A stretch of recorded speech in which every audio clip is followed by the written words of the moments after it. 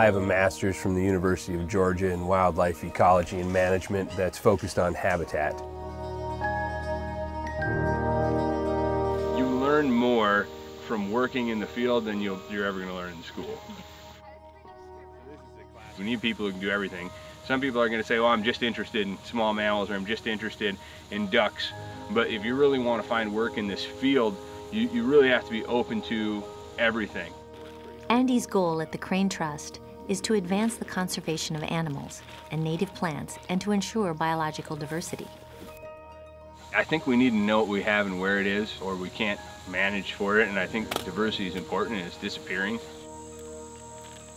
If your plant diversity collapses, your insect diversity collapses, because you have insects that are completely married to one plant or another in their life cycle.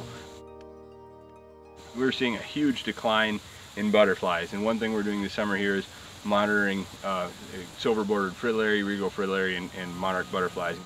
And we're doing that because those species are seeing a huge precipitous decline, and they're so important to the web of life.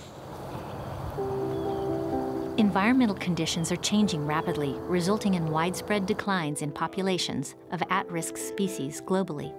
Without regular monitoring, including vegetation, bird, and small mammal surveys, there is no way to know how these species of concern are doing. I think the most important thing when you're dealing with wildlife is, be sensitive to how they're feeling. Yeah, it looks like she just cut one finger, so she'll be okay.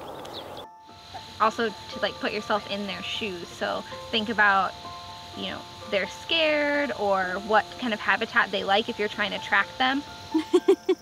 That's a really useful skill, being able to think the way they do, just because it helps you find good spots to camera trap or good spots to lay your traps. I think that just doing the projects I'm working on with the small mammals, mesocarnivores, and mostly running the monarch surveys that we've been doing have been really helpful, just to give us an idea of where stuff is and what's going on, and ideas for how we can manage this land in a way that is going to preserve species that might not be at risk now but could be at risk in the future.